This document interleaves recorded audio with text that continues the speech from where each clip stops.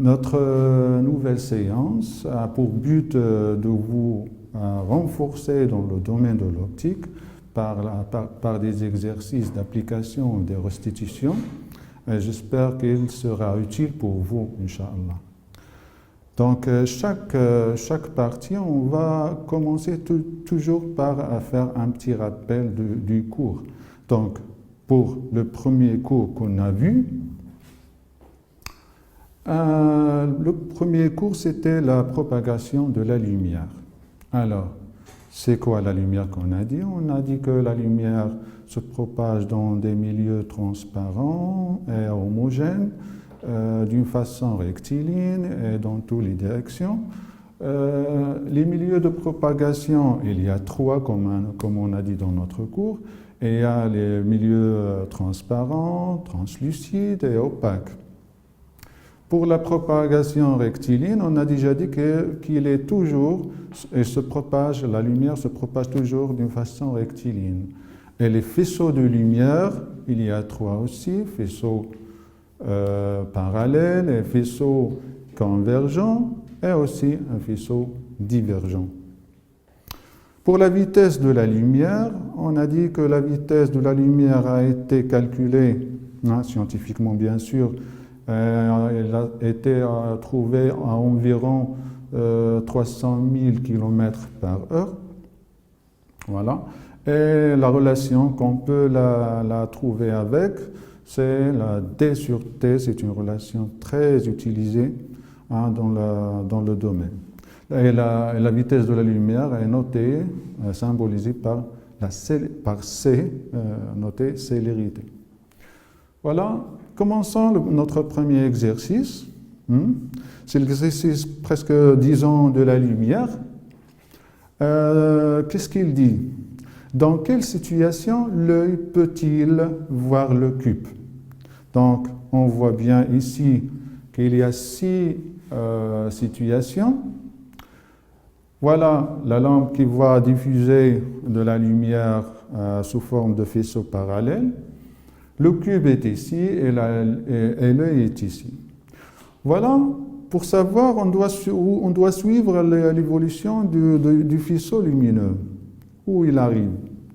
Donc, comme vous voyez, si j'expose le faisceau lumineux, je trouve qu'il va arriver jusqu'au milieu opaque et il va retourner, sinon il va l'absorber. Dans ce cas, le cube ne sera jamais allumé, éclairé. Et bien sûr, le principe ici, il dit, l'œil ne peut voir que des objets éclairés. Et puisque cet objet n'est pas éclairé, alors l'œil ne peut pas le voir. Donc, cette situation n'est pas inclue. Deuxième situation, voilà le cube. On peut éclairer, renverser la lumière, comme vous voyez, mais cette lumière ne peut pas arriver à l'œil, donc on ne peut pas le voir. Troisièmement, on va éclairer l'écran opaque et les rayons vont arriver jusqu'à l'œil et comme ça, l'œil peut le voir, donc on va cocher la situation 3. Donc, on peut la voir. Situation 4, voilà. On va diffuser la lumière, va arriver au cube, transmettre à l'œil, donc l'œil peut voir le cube, et on va cocher aussi le 4. Pour le 5, on voit bien que l'œil ne voit pas l'objet, parce que l'objet il est en arrière. Donc même si le faisceau lumineux arrive au cube, alors l'œil ne peut pas le voir parce qu'il est déjà en arrière. Dans le dernier cas, on voit bien que l'écran opaque ne laisse pas la lumière passer vers le cube ou même si vers l'œil, donc on ne peut pas coucher la dernière situation. Donc voilà, c'est la réponse de notre premier exercice. J'espère qu'il sera utile. Voilà, passons au deuxième exercice. C'est quoi l'énoncé de ce dernier? La lumière se propage du Soleil vers tous les points de l'espace avec une très grande vitesse. On l'appelle célérité. est égale à 300 000 km par seconde. Et la distance d entre le Soleil et la Terre est de 150 millions de kilomètres. Comment se propage la lumière? Donc c'est une question générale, ça n'a rien à voir avec l'énoncé. Comment elle se propage? Oh, comme on a dit dans le rappel, elle se propage d'une façon rectiligne dans toutes les directions et aussi dans des différents milieux, que ce soit le milieu transparent, translucide, etc. Voilà la réponse donc. La lumière se propage à travers différents milieux d'une façon rectiligne dans toutes les directions. Voilà. Retournons à la deuxième question. Donnez la relation de la vitesse de la lumière. La relation par défaut, par définition, c'est toujours la vitesse, elle est égale à la distance divisée par le temps. Et puisqu'on est dans le cas de la lumière, on parle de la célérité, et non pas de la vitesse. Voilà. Comme vous voyez, C, célérité, égale à la distance parcourue sur le temps. La distance doit être en kilomètres. D doit être en kilomètres et T doit être en secondes. Toujours pour appliquer la relation dans ce cas. Voilà. Passons à la question numéro 3. Elle dit « Calculez le temps nécessaire pour que la lumière du Soleil arrive à la Terre, puis convertir en minutes et en secondes. » Pourquoi on doit convertir en minutes ou en secondes? Tout simplement, si on calcule le temps et on trouve par exemple 100 000 secondes, c'est quoi 100 000 secondes? Ça n'a pas vraiment une signification. Mais si on la convertit en heures, en minutes, en secondes, ça aura une très bonne... elle sera bien claire, bien sûr. Donc, pour calculer, bien sûr, temps nécessaire pour que la lumière arrive à la Terre, c'est quoi la relation? T égale à D sur T, bien sûr. T égale à D sur C. Puisque C égale à D sur T, alors conversion entre T et C se convertit. Donc C égale à D sur T, donc T égale à D sur C. Les composants de la relation sont 150 millions de kilomètres et 3000 km par seconde. Donc si on applique bien sûr, pas de kilomètres, il reste que le seconde. Donc T égale 500 secondes. C'est quoi 500 secondes? Alors qu'est-ce qu'on doit faire? On doit le convertir en minutes. Et pour la convertir, on doit la diviser par 60. Voilà. Par 60. Donc 500 divisé par 60, ça donne 8,33333. C'est quoi? Qu'est-ce que ça veut dire? Ça veut dire qu'il y a 8 minutes et 0,333 minutes. Donc, cela n'a pas de signification vraiment dans la vie.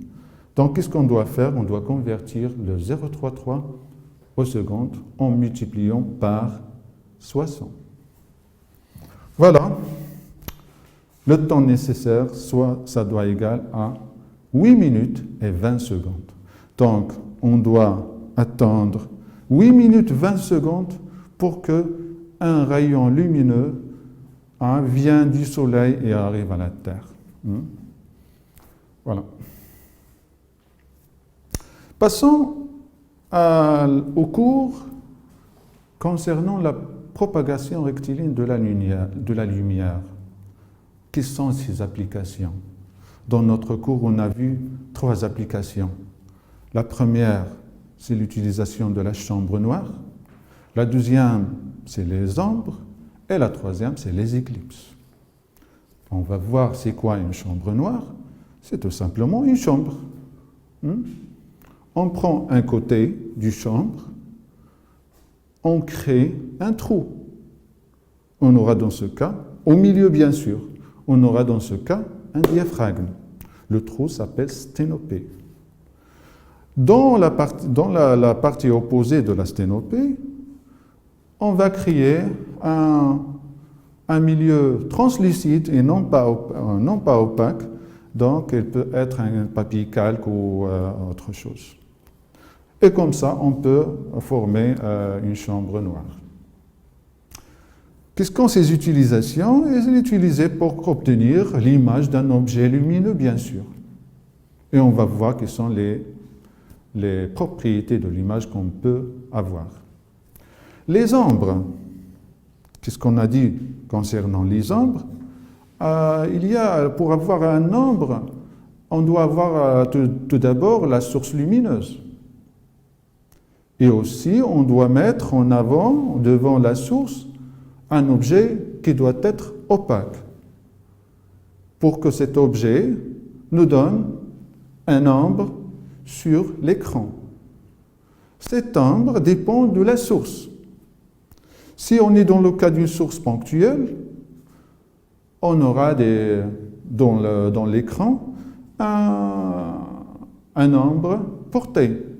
Mais si on est dans le cas d'une source étendue, non ponctuelle, on aura de l'ombre portée aussi de la pénombre portée. Dans le cas des éclipses, il y a tout simplement l'éclipse lunaire et l'éclipse solaire. L'éclipse solaire se passe dans la partie jour, plein soleil, et l'éclipse lunaire, ça arrive lorsqu'on est dans la situation pleine lune, c'est-à-dire la moitié du mois Hijri. Donc c'est tout pour le rappel. Commençons l'exercice maintenant. La figure suivante présente un objet lumineux AB, voilà, situé devant une chambre noire. On a 3 cas. Construire l'image de l'objet AB dans les 3 cas. On doit construire l'image. Quelle est la nature de l'image? Donc, c'est une question en général. Comment est-elle la nature de l'image lorsqu'on l'obtient à partir d'une chambre noire? Construire l'image. Voyons. Donc, pour construire l'image d'un objet à partir d'une chambre noire, on part tout simplement par les rayons qui viennent de l'objet.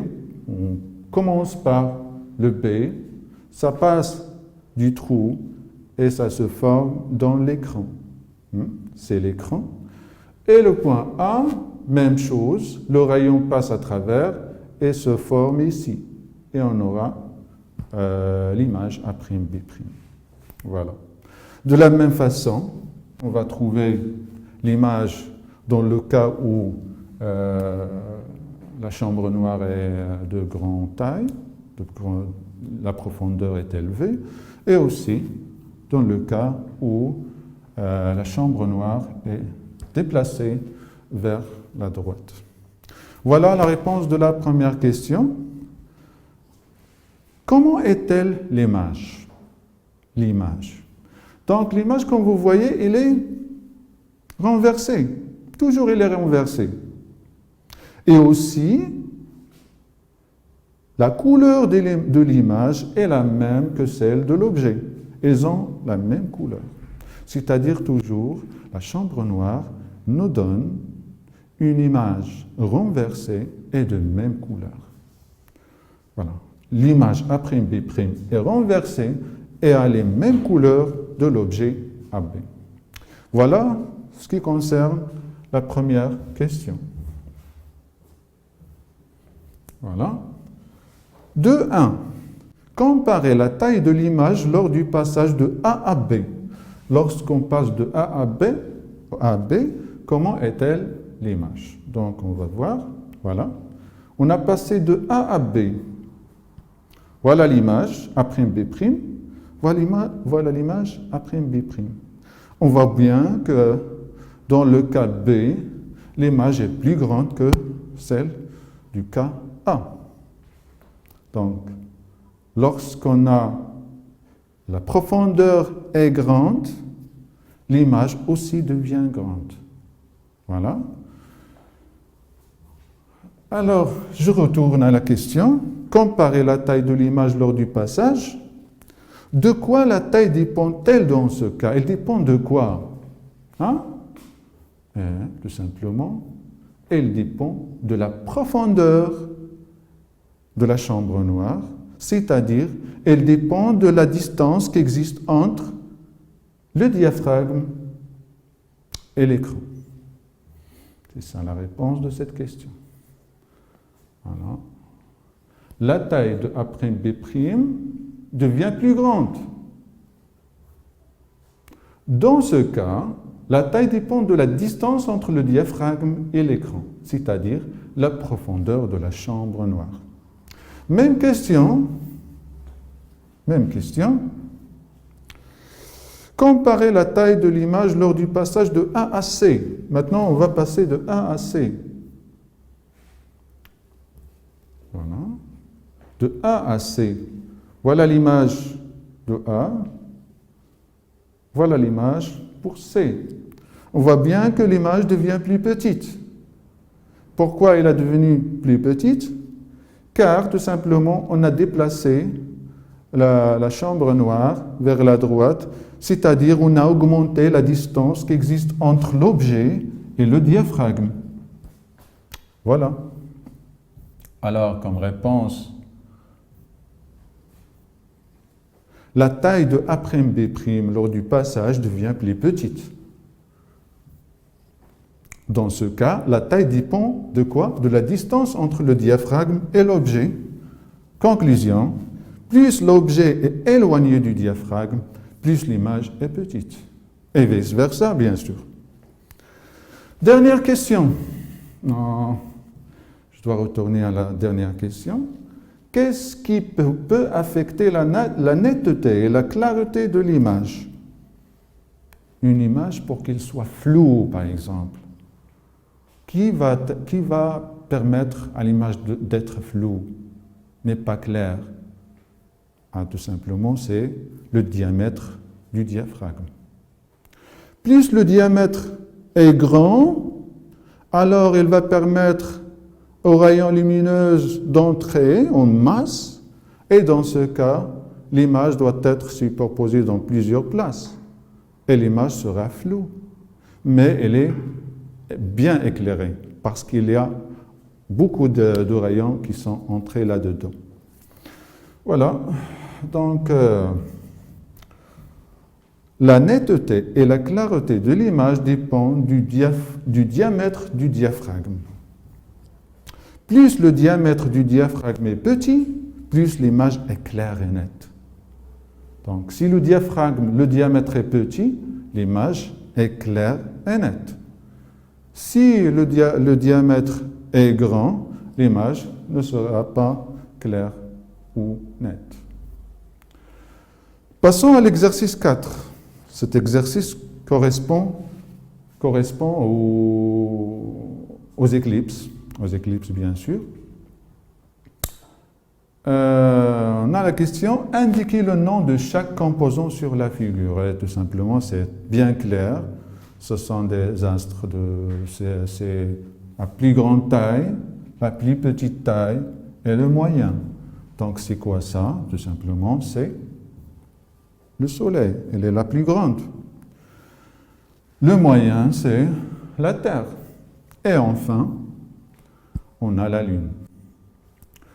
Donc, c'est une question qui est très, très simple. Tracez les rayons lumineux incidents du Soleil. Les rayons incidents, c'est-à-dire les rayons qui viennent du Soleil. Et puisque le Soleil elle est considéré comme source de lumière étendue, mais pas ponctuelle, alors on doit faire ce qu'on a déjà fait en classe. Donc on doit commencer par le haut ou le bas, et on fait passer deux rayons. Voilà. Le premier rayon passe au haut de la Terre et le deuxième passe en bas. Même chose, partie inférieure du Soleil, on fait passer la lumière vers le bas et vers le haut. C'est ça la réponse. On a déjà maintenant tracé les rayons lumineux.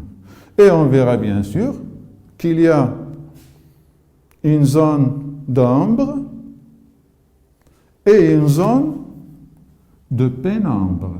Là, on ne voit rien du soleil. Mais si on est ici, non, pardon, si on est ici, on ne voit rien des rayons solaires, mais si on est ici, on peut voir la partie supérieure du soleil, et si on est ici, on peut voir la partie inférieure. C'est pour cela que c'est appelé pénombre. Voilà, on a déjà tracé ça. Voyons la question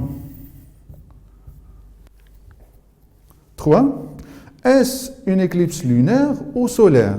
Totale ou partielle? Voyons la réponse. Qu'est-ce que vous voyez? Vous voyez que la Terre ne laisse pas passer la lumière vers la Lune. Hein? C'est-à-dire la Lune, elle est dans ce côté. Si l'observateur est situé ici, par exemple, elle est en train de voir la Lune en pleine Lune, hop, la Lune se cache.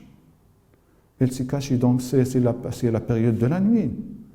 Dans ce cas, on parle de l'éclipse lunaire. Donc c'est une éclipse lunaire et on trouve que la Lune est totalement cachée dans la zone d'ombre. Et puisqu'il est totalement caché, on parle d'éclipse lunaire totale. Donc c'est une éclipse lunaire totale. C'est une éclipse lunaire totale car la Lune entière passe à travers le camp d'ombre de la Terre. Voilà.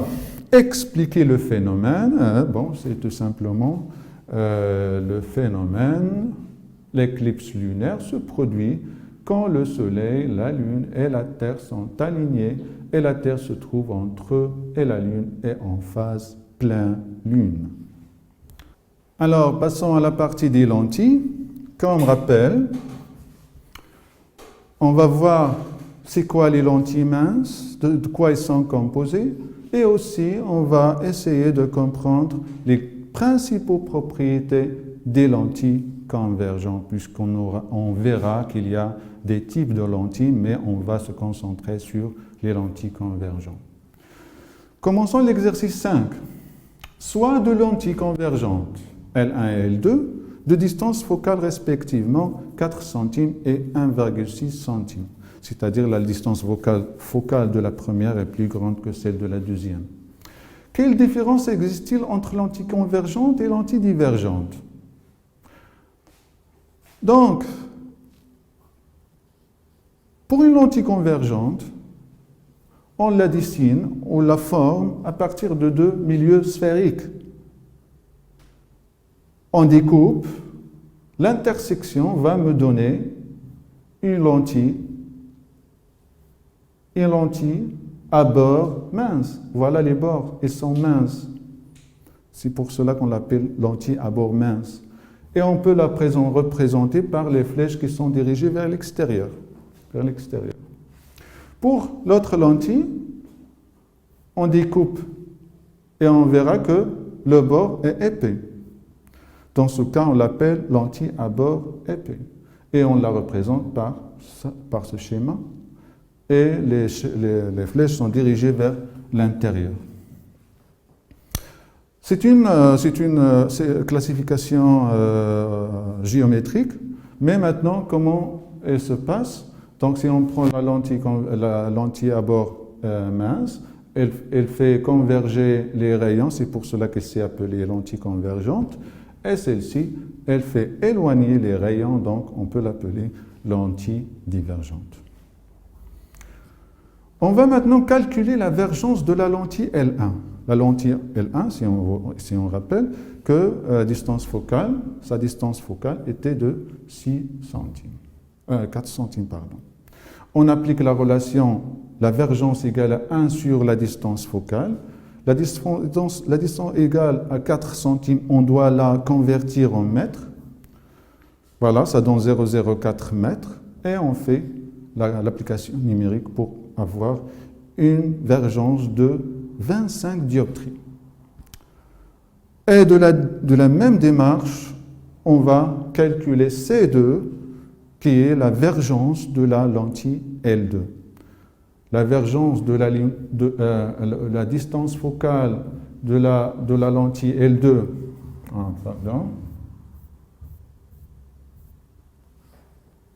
la distance focale de la lentille L2 égale à 1,6 centime. Donc on doit la convertir en mètres, donc ça va donner 0,06 centimes. Donc je passe cette partie rapidement. Voilà. Voilà le calcul de la vergence pour la lentille L1.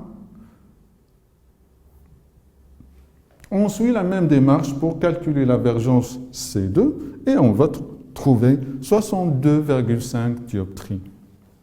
Donc on n'a pas fait le calcul parce que c'est bien clair. Alors, qu'est-ce qu'on conclut? On conclut que la vergence de la lentille L2 est plus grande par rapport à celle de la lentille L1. Et puisqu'elle est grande, alors elle va converger les rayons plus forts. Dans ce cas, la vergence de la lentille L2 est plus grande par rapport à celle de L1.